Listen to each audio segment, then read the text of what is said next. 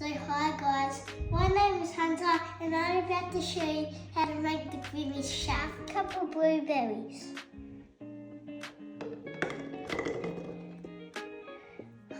Quarter of a cup of white berries, 3 scoops of ice cream, 1/2 a cup of milk, a little bit of blue and pink and 3 colours to make Grimace's purple. Now it's time to blend it.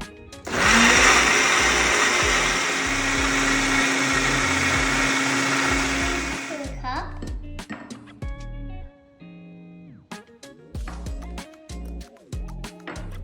Add whipped cream.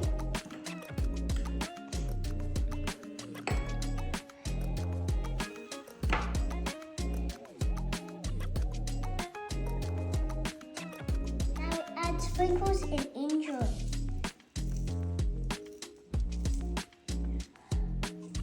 Oh. There.